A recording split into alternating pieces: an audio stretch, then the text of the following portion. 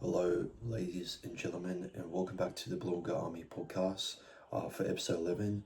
And if you guys are brand new to the podcast itself, please make sure to subscribe to our channel, to our YouTube channel. Follow us for more on Spotify, Instagram, and also on Apple Podcasts that will be coming soon to the platform itself.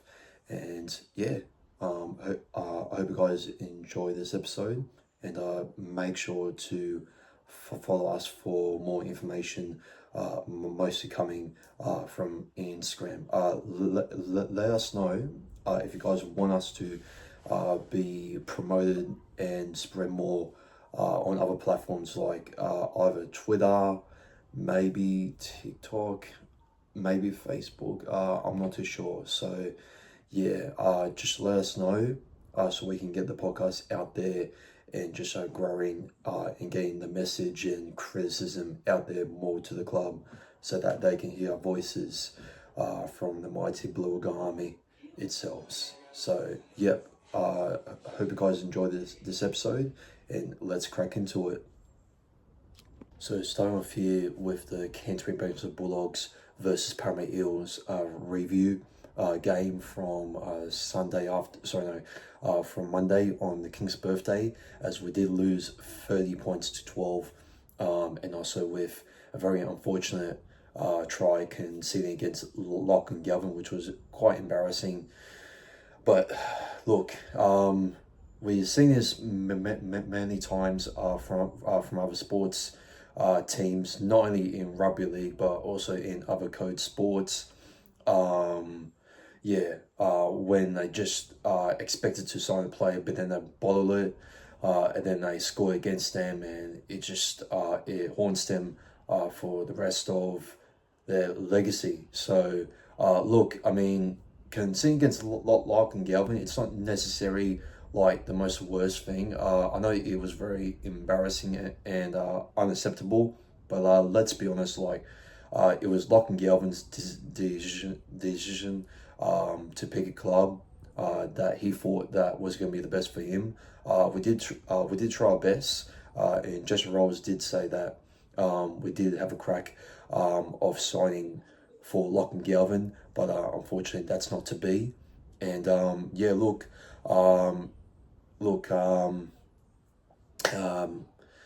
we move, and I think there's more and bigger problems to talk about in this team, rather than just trying to call out for the club for not signing Larkin Galvin or either any other talent that we should be signing for in mid-season, since we did pick up Dylan Walker, since he has been pretty good for us utility-wise from dummy half. And we will be talking about what's his position moving forward with the rest of the other players that were the main problems in this game. But just starting off here, just quickly going through the game over here, in case even Parramatta fans have missed out on the game, if it was too cold to go, or you were sick, or you had something else on the King's birthday, I'll quickly just review the game for you guys. So just give me a sec. Just need to sign into my laptop over here. Don't mind me. Alrighty, so it did start off here with the Bulldogs here getting set restarts over here, and then we basically were in the scrum feed there after Daniel Saluka Fafita there in the 4th minute there, made an error there, and then Riley Smith, when he was trying to play the ball, when he was trying to get the ball there out of the scrum feed there, Matt Burton there, which it looked like he was offside, in my opinion. He managed to intercept the ball from the scrum feed when Riley Smith was trying to find player, and then out of nowhere, Matt Burton just intercepts the ball with no one in front of him, and he goes full on clear to get the Bulldogs' first try. And I cannot believe it. I've never seen a much more embarrassing and much more brain explosion error like that. And like still, I don't know why Gerard Sutton. I mean, it is Gerard Sutton. Of course, he's not going to check if it's offside or not. I'm very surprised that they didn't check if it was offside or not. So that's quite surprising on how the Bulldogs managed to get away with the try over there, in my opinion. And yeah, they go up by 4 points to 0. And then Stephen Cryan gets the conversion there, 6 points to 0. Josh Okar loses the ball there. Matt Burton also loses the ball, and then he throws out an intercept there, and then Mitchell Moses there. He does the 2019 round. He does the 2019 Bankwest Stadium opener when he scored against the West Tigers. Just running a full length field there. Just managing just to beat Connor Tracy there on the right corner post there, and he puts it down there to make it 6 points to 4. And then Zach Lomax there, he converts it there to equalise 6-all. And then a few minutes later there, with an error there from Zach Lomax there, Masumo Toy there goes over there to make it 10.6 there. A poor read from our defence there to make it 10.6. And then they converted there to make it 12.6 there from Stephen Cryan there. Matt Dory there comes on for Jim Bolo in the 21st minute. Dylan Walker then comes on there for Jermaine Hopgood in the 22nd minute there. Josh Okar makes a line break there. A bomb kick there from Mitchell Moses in the 25th minute there. And then a bomb kick there from Toby Sexton there from the 26th minute there as well. Kurt Mann comes on there for Max King. Toby Sexton makes up the bomb kick there as well in the 27 minutes. Jacob Carraz, he makes an error there as well. Jack Williams concedes a ruck infringement there. A set restart there from the Canterbury Banks and Bulldogs. And then June Bolo comes on there since Matt Dory there when we were defending on our try line there, when the Bulldogs were inside of our 10 there. Matt Dory came off there for a HIA there, unfortunately. So the depth of a forward pack there of the crisis goes on, unfortunately. Lepoy Hopboy, sorry if I butchered that name there, comes on there for Bailey Hayward there in the 31st minute. And then Matt Burton puts up a bomb kick there, and Riley Smith concedes a ruck infringement again for some reason, because Gerard Sutton is a complete retard. And then Bronson Exeri there, thankfully, makes the error there, and then we get the ball back there. Kick out made a late tackle there on Mitchell Moses, and then he was off for 10. The complete dog himself, or should I say weak gutter dog himself there, kick out. Some people say it was a bit of a soft call there. I mean, he was in the air, and I know that Mitchell Moses does use a technique to put on full power on the punt there. So maybe I could be wrong, but in my opinion, I think it's a fair call. In my opinion, I'm not being biased. That's how I see it. And then Dylan Walker makes a line break there, and it gets us back in the game there to equalise us 12-all. And then Jack Williams makes the error there, unfortunately. Zach Lomax gets a 2-point field goal there as he attempts it there, but it is well and long truly short there as he goes under the crossbar there. And Jacob Carraz makes an error there, and that's pretty much it. That was half time, 12-all.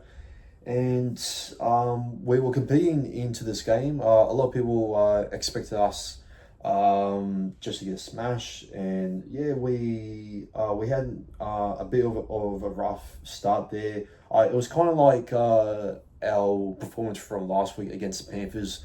Our forward pack getting absolutely just rattled there from the Panthers there.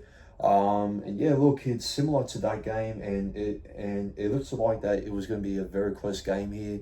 But yeah, we're going into second half here. Just with Matt Burton getting a ruck infringement there. We unfortunately can see a set restart there with Mitchell Moses putting up the kick bomb. Zach Lomax makes an error there, unfortunately. Kick out returns from a sin bin there on the 45th minute there.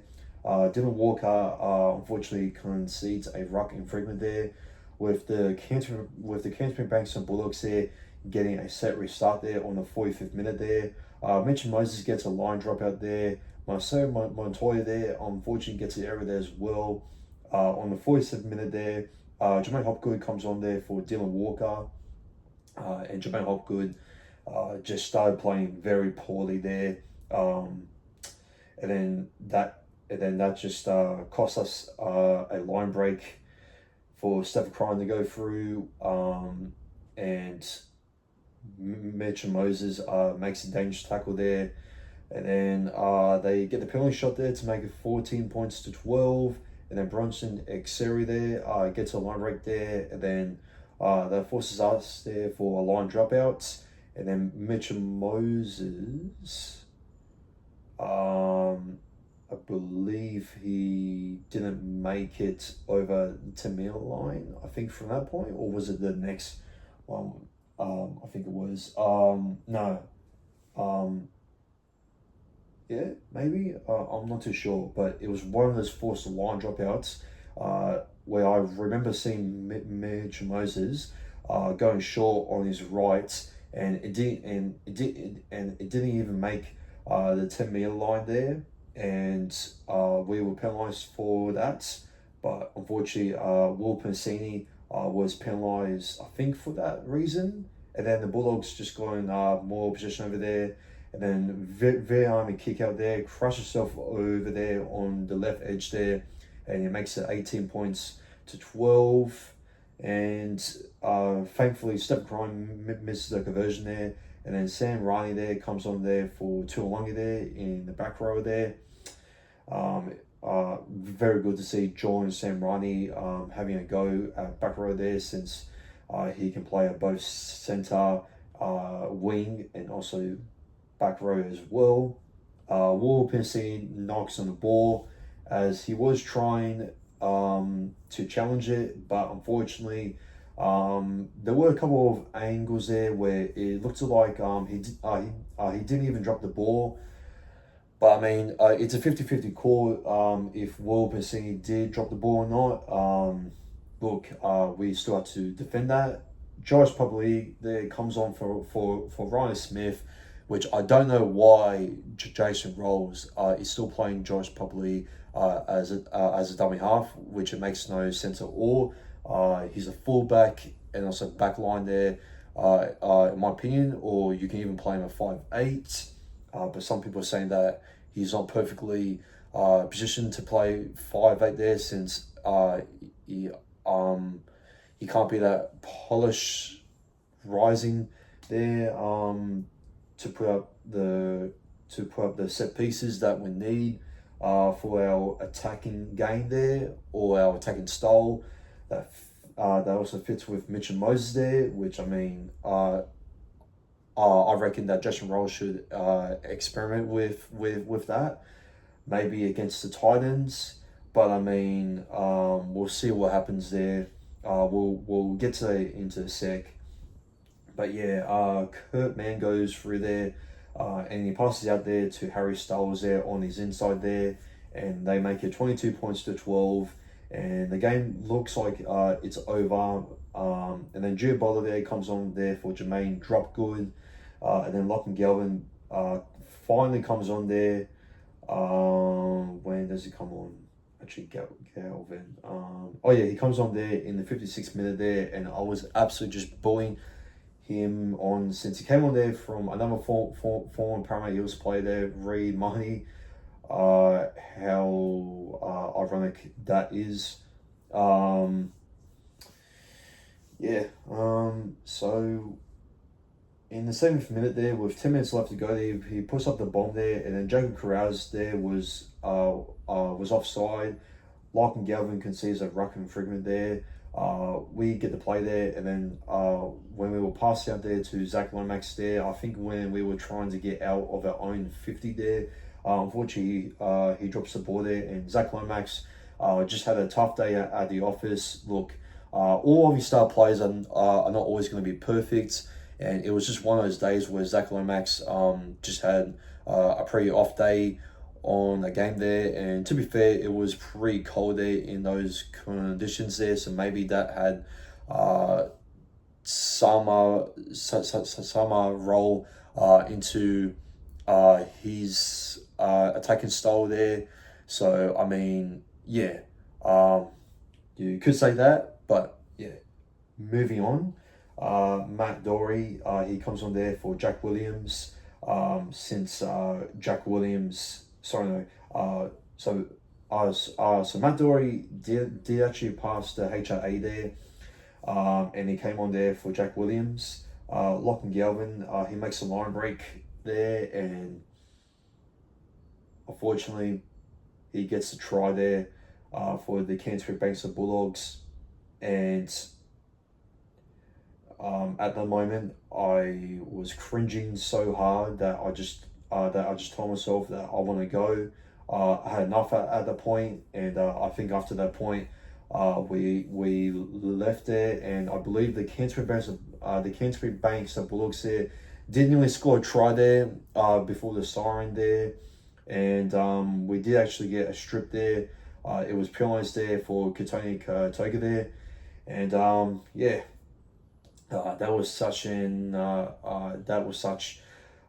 hard watch to watch there towards the end, when your most expected player to sign for, and also the player that also supported your team when they were younger, scores like that in a Bulldogs and Eels rivalry game is absolutely just painful to watch, and that was a perfect nail to the coffin for us. And Lachlan Galvin and the Canterbury Bankstown Bulldogs had truly humbled us on the King's birthday. So yeah.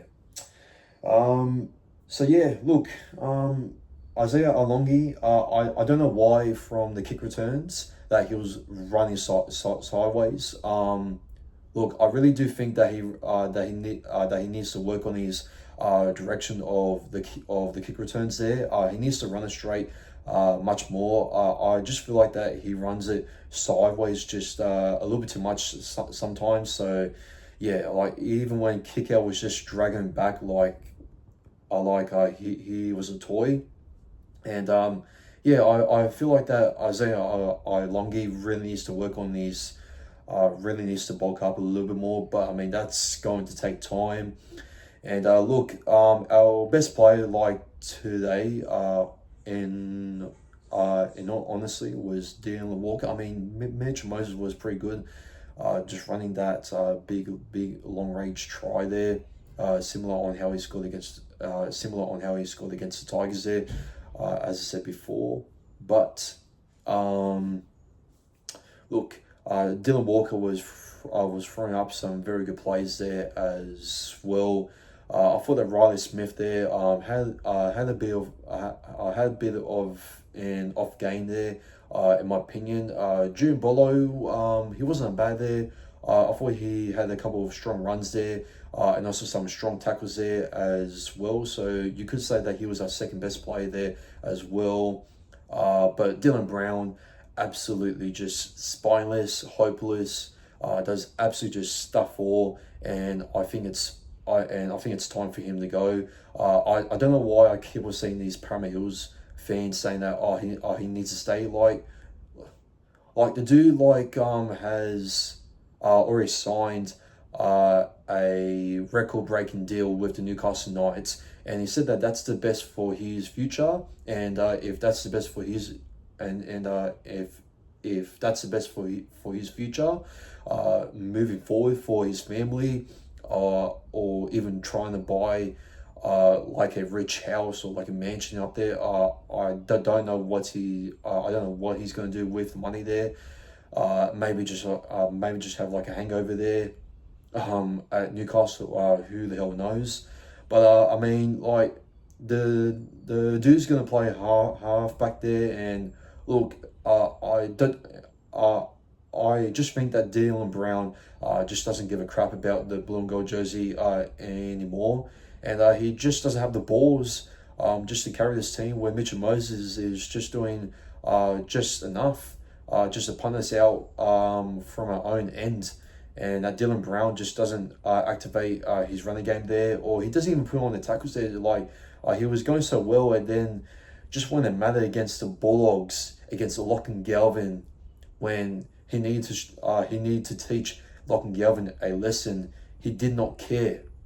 And for me, how the hell can you say to me, or over to other Parramatta podcasters out there, or other social media pages out there, that I keep on saying that that you need to keep him in the squad there when we have so many talented 5'8" coming through, and that we need to have a crack with Josh Papali there, either starting him there in the back line there, or either in the 5'8". Stop playing him as a dummy half. He is not a dummy half, all right?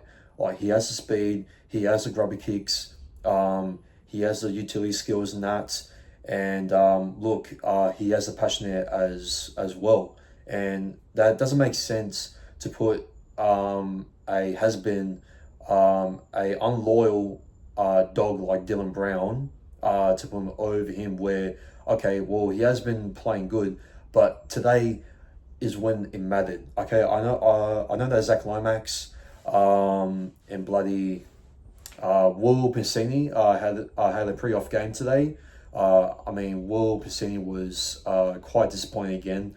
I think that Will Piscini needs to be dropped, and I think he needs to work on his ball security. And Sean and I think that Sean Russell, he needs to be dropped as well. And I think that that either Josh Papali needs to start in the centres there with Joel and Sam Riney there, or you either put Josh Papali there at 5'8", and you possibly put in bloody or you either put in bloody someone from the reserve grades. Like, I mean, who else do we have for a back line there? I mean, Bailey Simpson is not going to be back until I don't freaking know. I'll actually check right now when Bailey Simpson is coming back. So just give me a sec. He will be back in round 17. Bailey Simpson. And yeah, look, I mean, Dylan Brown has been suspended there for a stupid reason on Gerard Sutton there, when he was blocking his way when Gerard Sutton was in his way, and yet he got suspended for that. Like, the game has gone soft, man. Like, the game's gone as what Hectic Fred would say, and yeah, it's been absolutely just poor from the NRL with his officiating, and it's just been completely just soft and just gone to retardo this in 2025. And yeah, well, speaking about our forward pack, Jermaine Hopgood, more like Jermaine Dropgood, needs to be dropped, or either you rotate him in the front row there, just to improve on his game there. And I just reckon that if you don't improve on his game over there, then I reckon that you need to drop him there. And if you don't drop him, then look, man, I feel like that if he's not going to be good enough for this team over here, then I'm not too sure. But like my best two options just to give for Jason Rolls is either just drop him to the bench there, play him as a front rower there, or either just drop him in the reserves there, just to improve on his ball security game there, because he has not been the same player on how he was back in 2023, and yeah, look, he barely even offloads when it matters, And look, I think if we would have had Joe off and Gowie, just right now, I reckon we still might have needed him. And I know that he was in our plans to possibly go after Galvin, but of course we had to release him just to keep our young players there, and that was for the best for the club's future moving forward. To be fair, but yeah, look, we're in a big crisis now with a forward pack there. With Sam Tuvati, he still won't be back until round 19 there. And also with Dan Kerr still being out there with a hamstring there for round 18.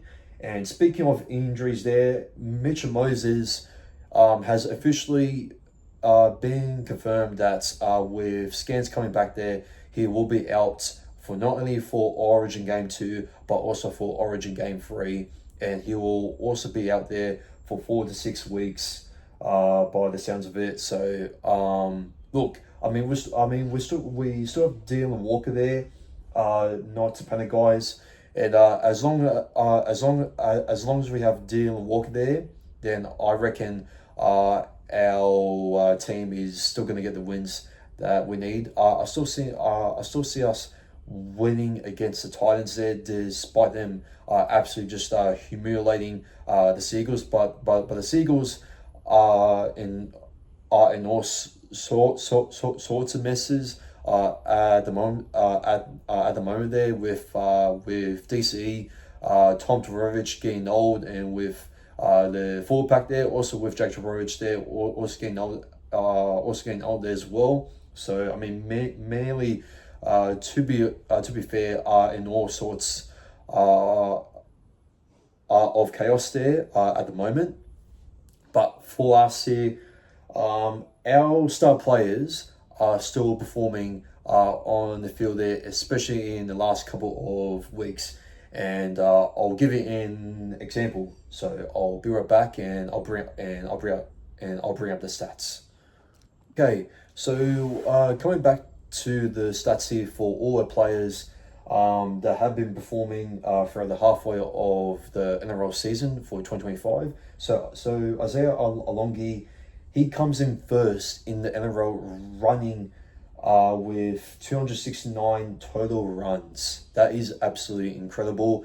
And that is why, guys, I've said that he's going to be the next Jarryd Hayne. And this has already shown that he's going to be the next Jarryd Hayne. And I said it, and he is on the verge of becoming the rookie of the season. And I did actually predict him to be the rookie of the season. And he is not far. So I am pretty accurate with my predictions so far, even though he isn't number one. I think a lot of people are saying that Tavale Samale from the Canberra Raiders is possibly the best player for Rookie of the Year, but he is injured out at the moment here. So I think that that's gonna be a big advantage there for Isaiah Longi to go through. Since I mean, Longi, he has shown us that he does have strength there, but as I said, I think his direction of his runs in that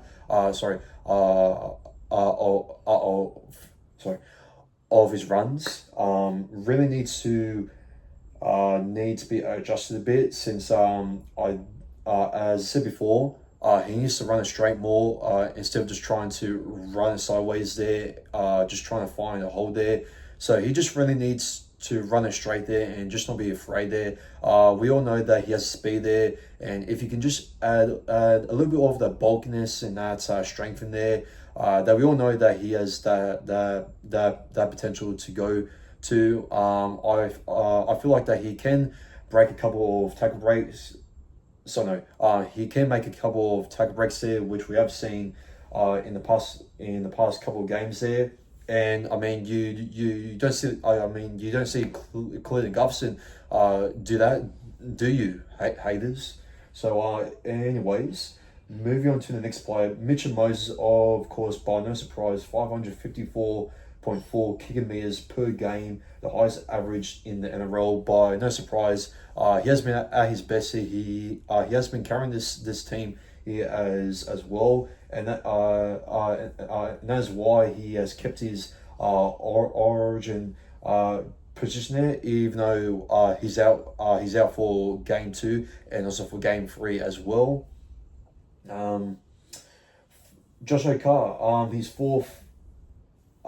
He is the fourth most line break player in the NRL, having 14 total line breaks there. As I said before, Joshua Carr has been one of the best wingers.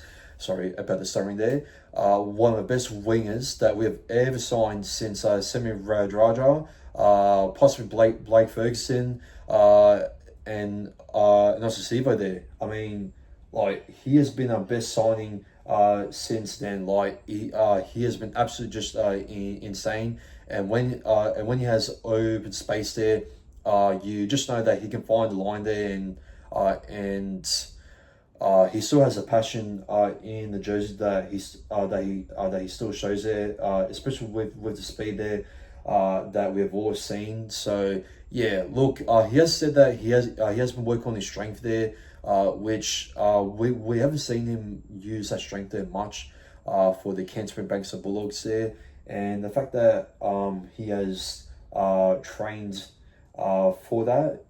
When he has been given an opportunity there from Josh Rolls to get back to his absolute best, that it shows that he is not taking any cocaine or any drugs to boost his performance there. So yeah.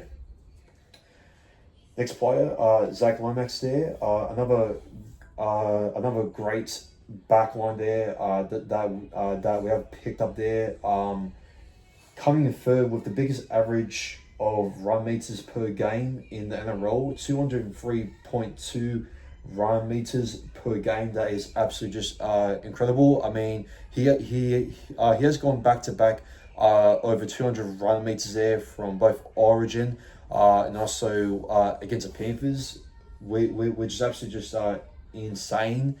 And yeah, full winger like that is just incredible there, and it just comes to show you how come the Parramatta Eels backline putting out these incredible stats here, and yet they're coming in second last. Like, it makes no sense at all. Like, it was at the start of the season where I predicted us to be in the top 4, but instead we're coming in the bottom 4, which I did not expect, and I know it's quite embarrassing seeing our expectations for them to be a top 4 bound finals team at the moment, but unfortunately that's not happening.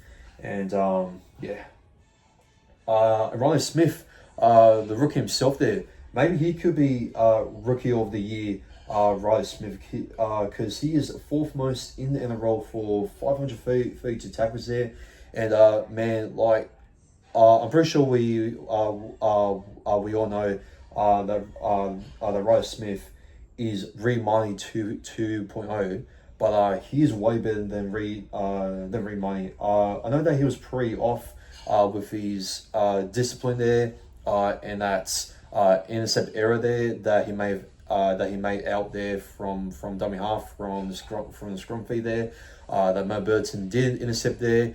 It went all the way there to score the try there for the Canterbury Bankstown Bulldogs there. But yeah, man, like, Riley Smith was absolutely has been absolutely just exceptional, and he did break the record there from Clint Gutherson running time, I believe, during the preseason. And yeah, man, Riley Smith has been an absolute gun for us in 2025, and I hope he is going to be a long-term dummy half for about like a decade, to be honest. Because my God, if we lose Riley Smith, then this club is just filled with clowns. But yeah, man, like, Riley Smith, I think he is another player to have a high chance of winning Rookie of the Year in 2025. So yeah,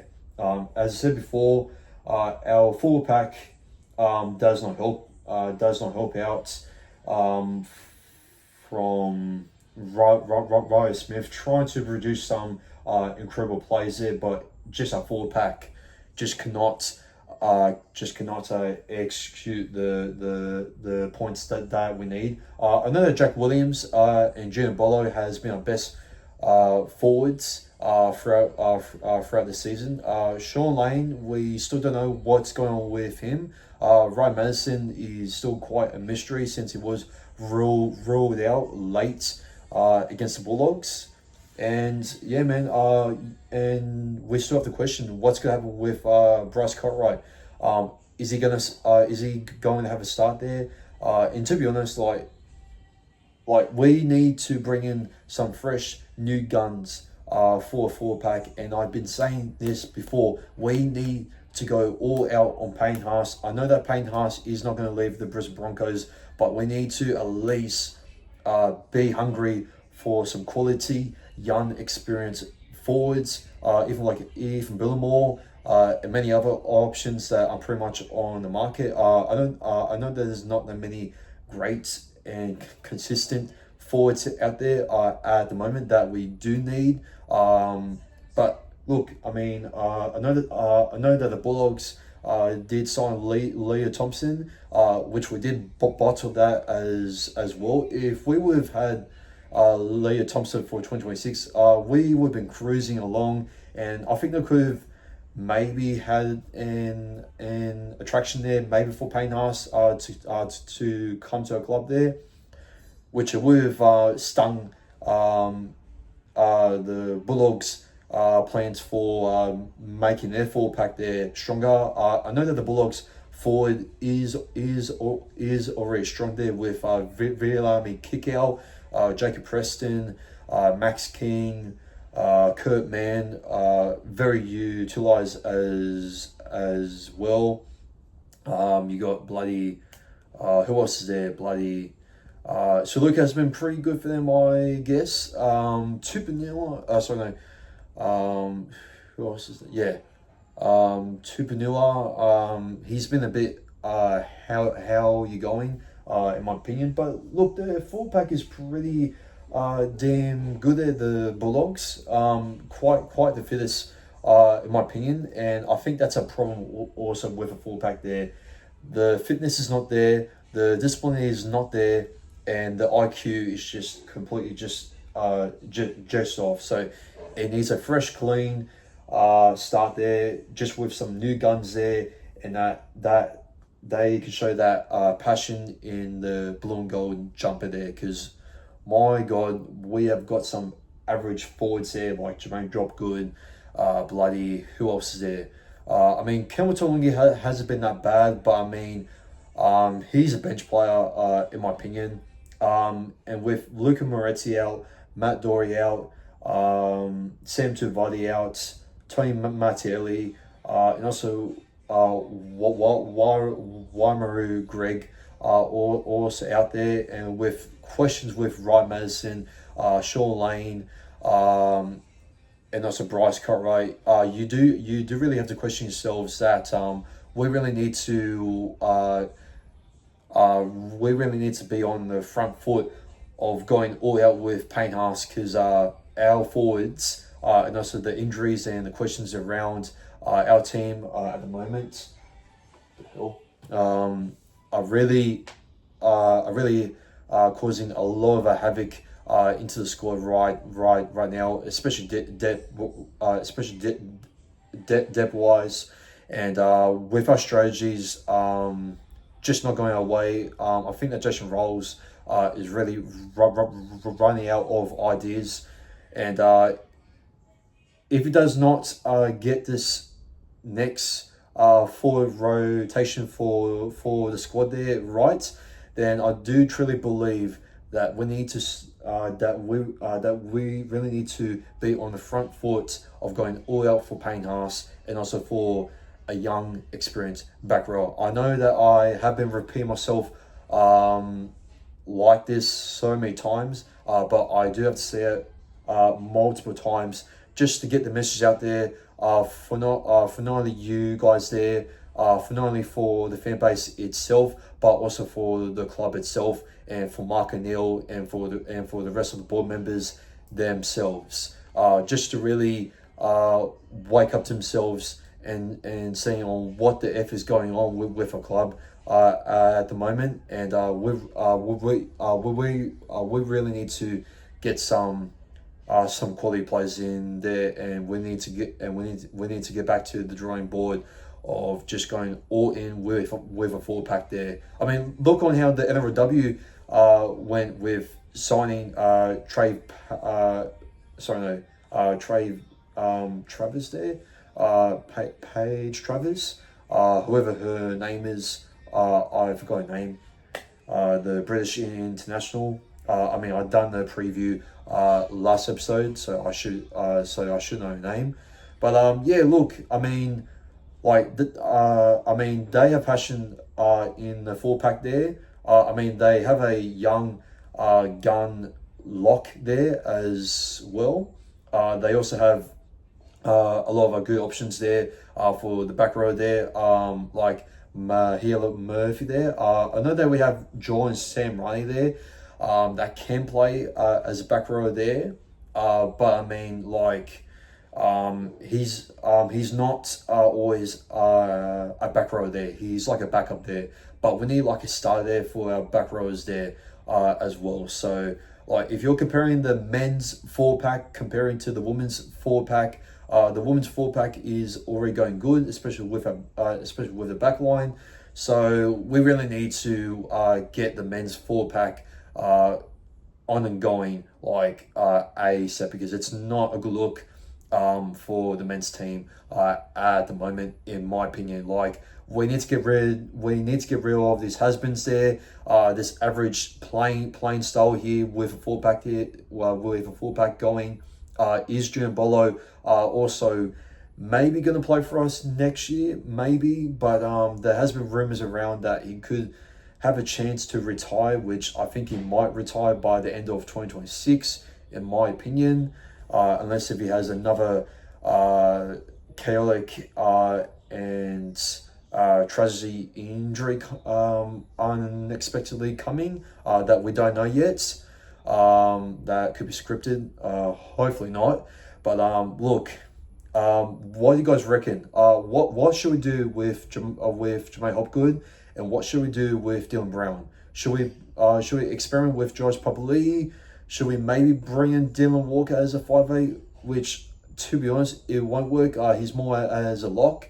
Should we put Dylan Walker as of lock, or do we bring in Charlie Guyman in there?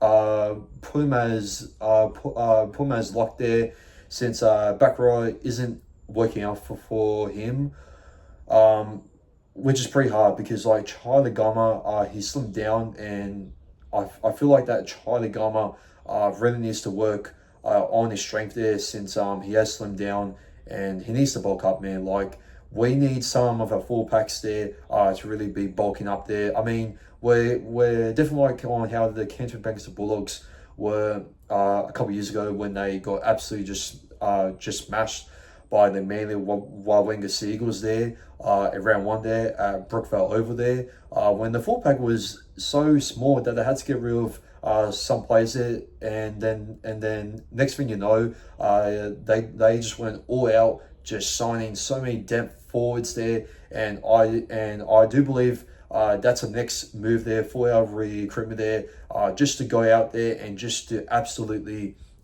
just make some space there for the cap there as well, which we do have the money still, and we haven't even spent it yet. So we really need to spend big on some big quality players there for a full pack there, as I said 1,000 times. So I mean, I can't stress you guys enough. You either get the forward rotation there better, or you either just try and go out there for a big four pack mid-size of season there as well, just to make the men's team look good, just like as the women's team is going into the NRLW season for 2025. So yeah, well, that's my take there for fixing with Dylan Brown. I mean, like, do you still released Dylan Brown to go to the Newcastle Knights, and do you either go for Tyron Weirshot there? That's for you guys to know, because I am just rambling on just way too much, because we do need to move on to the next topic of the episode. And yeah, our next topic we're going to be talking about, we did actually talk about Mitchell Moses being out there for game 2 and game 3, and by the way, Jerome Luai will be replacing him. I still reckon we're going to win the series in Perth. I mean, Queensland in all sorts of drama there with their team selection there, with Patrick Carrigan being dropped to the bench, which makes absolutely just no sense at all. And with Karen Munster just being the captain there, and all pressure on him there, and with DC being dropped there, and with Ezra Mam just starting the bench there, I truly believe that that the Blues have guaranteed themselves a 3-0 clean sweep there. And yeah, I'm not even going to talk about state of origin, because let's be honest, this state of origin series this year has been possibly one of the worst series possibly since 2020. I mean, 2020 we saw the worst Queensland side win the series there. I know that was pretty good there for state origin series, but it was kind of mediocre at times, especially bringing the game to Adelaide in game 1, and like bringing it to Perth there when you already won in Suncorp Stadium there, which that was the first time that Laurie Daly has actually has actually won at Suncorp Stadium in quite a while. I'm not sure when he has won. I'm not sure when he has last won Suncorp. I think it was in 2017 or 2016. I believe it was. And just to go into game 2 in Perth, and then also in New South Wales, just to get a guaranteed win there. It just really just feels like that the whole state of origin vibe this year has been quite stale, in my opinion. And it's just lost that spark in there, the fearless energy there with the battle between the two states. And it's been kind of dead. And I'm not gonna really go on too much there with state of origin, so I'm just gonna move on here, guys. So sorry about that.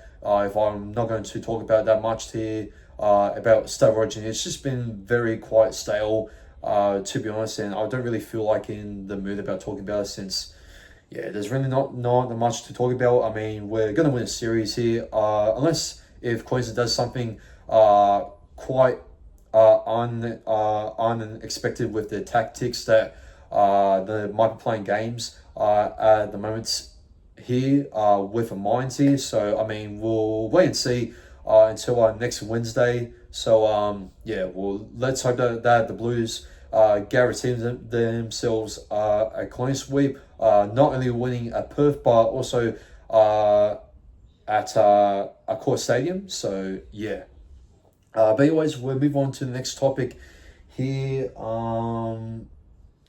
What's the next topic? I'll just check in notes here, guys. So I'll be right back.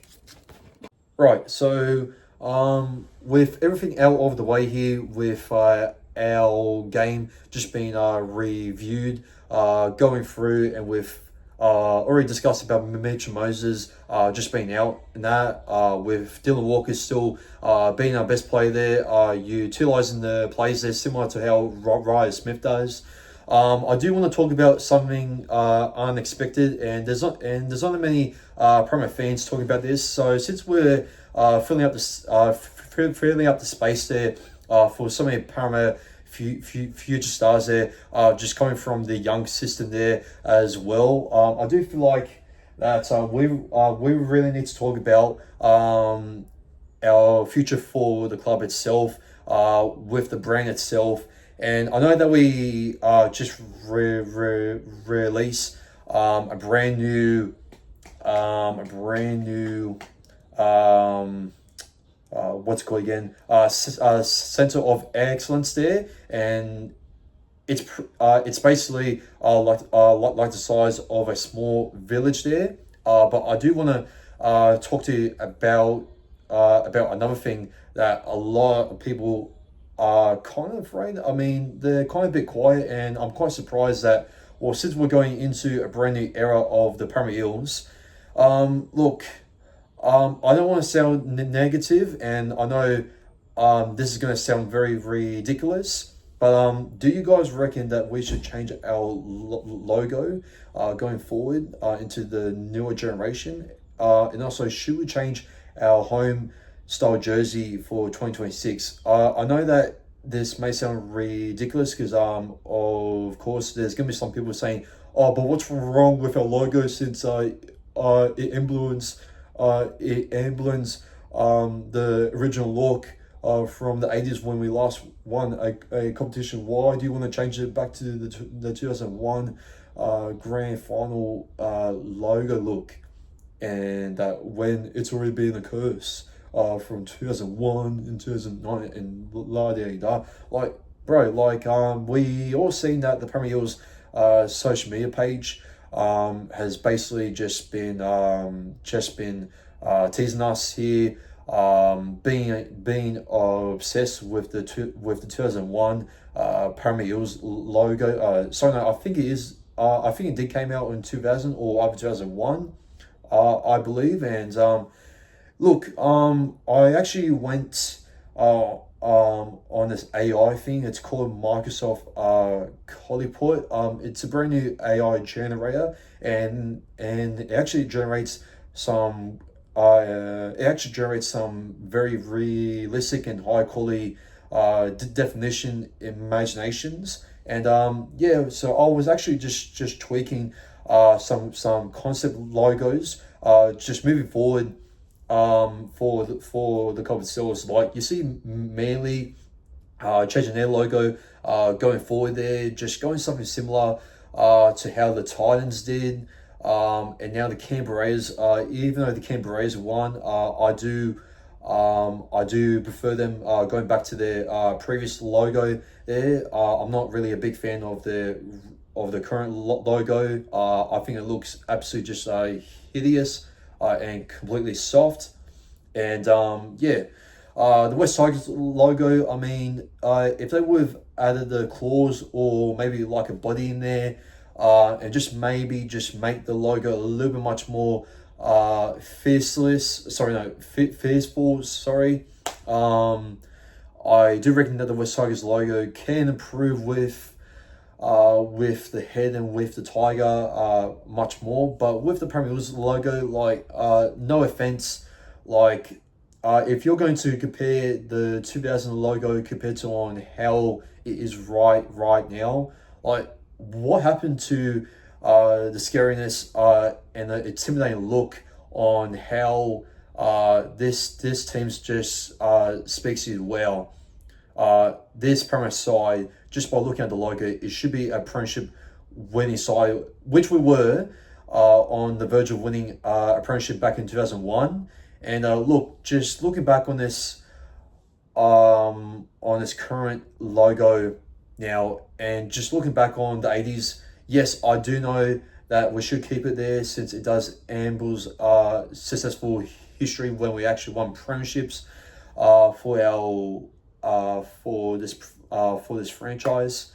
And it doesn't make sense that we should actually keep the logo itself. But I mean, to be honest, guys, like, I feel like that we need to stop relying on nostalgia, and I feel like that we need to move forward to a newer generation there by bringing in a brand new style, a brand new logo that is going to have the combinations of the 2000s, the 1980s, and also the old days, but to combine together to this brand new generational look that is going to suit and fit for our franchise for the rest of this generation, with re-signing our younger players coming in. And I do believe that I have made the perfect AO generated Premier Eels logo, and I'm going to show you up here right now. Bang,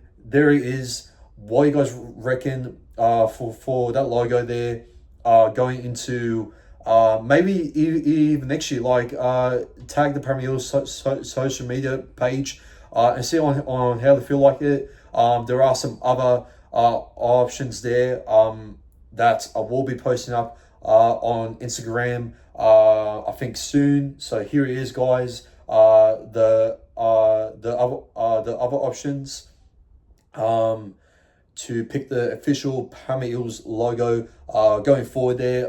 There is like a concept jersey that I actually generated there for next season with Mitch and Moses in there as well. I know that all of the sponsors, especially with the Shine Lawyers, is not the correct sponsor. I know. Well, where's the Action Air one? I mean, it's AI. I mean, it's not always going to be perfect. So I think that's the closest that you can get with the concept jersey itself. So what do you guys reckon?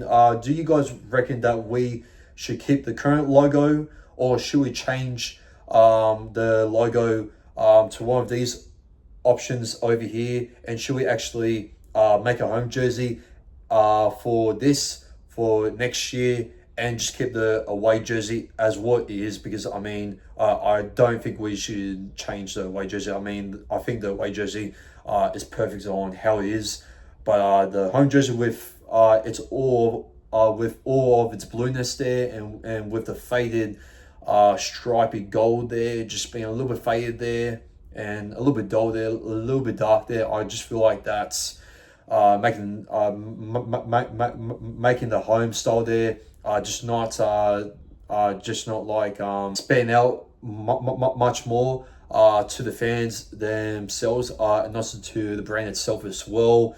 And it just doesn't look that polished to me, to be honest. And yeah, look, if we do go with this concept jersey, I feel like it's much more fresher, much more polished, and it actually speaks out to the brand much more, and to the franchise itself much more.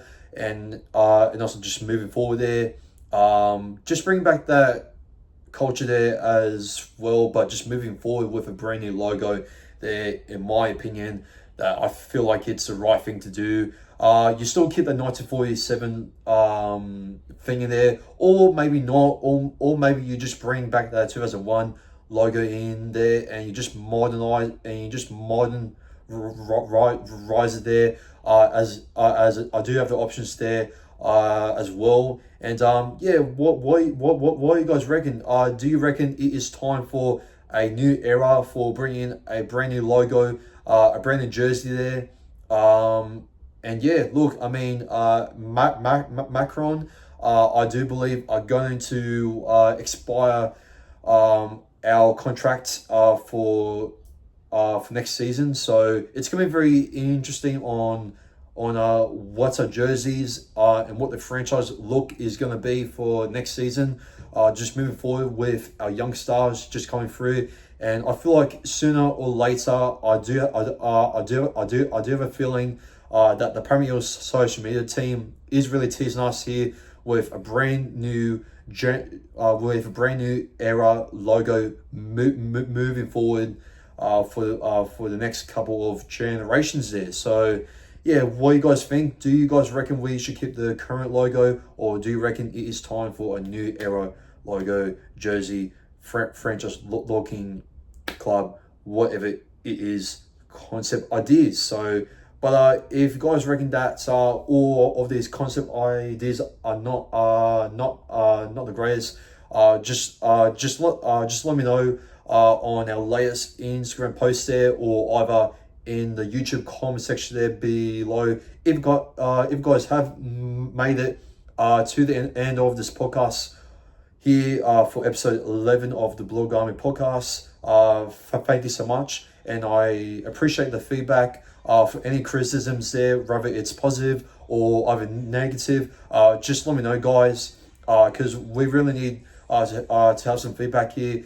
just to make the podcast at its absolute best there, and just to get the message out there as clear as possible, because I love discussing with you guys there. Rather like you live in Australia or you don't, because we do have international Premier League fans all around the world. So I mean, if it's very hard for you guys to catch up with the game, and if you rather just watch a fan's perspective on the podcast, then well, I'm the right person for you guys to have a discussion about with.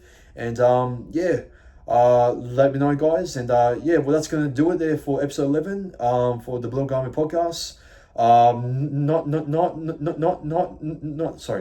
Not that much to talk about for this week, and anything else. But I do want to talk about this challenge that I'm doing at the moment here, guys. So shout out to Let's Talk, I believe his name is. I'll search up his name here, guys, so just give me a sec.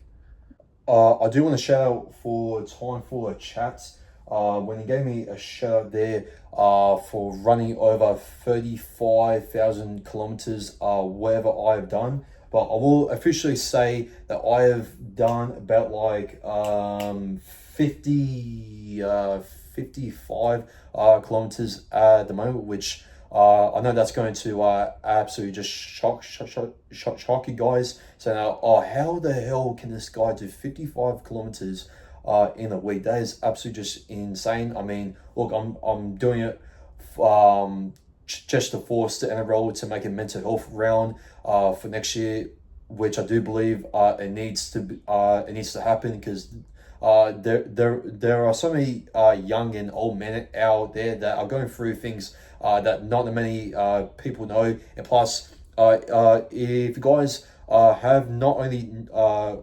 if you guys have not realized, this month is mental health month, so please get onto the challenge right now, and please get behind Time for the Chat and the Eels Foundation and many other charities for men's mental health month, and also try ways to try and force the NRL to make a mental health round, guys. But anyways, I'm rambling on way too much, so sorry about that. But anyways, guys, this is the Blue Garmin podcast, signing out for now. Go Para, and I'll see you guys for next Friday. As of always, take care, and signing out for now.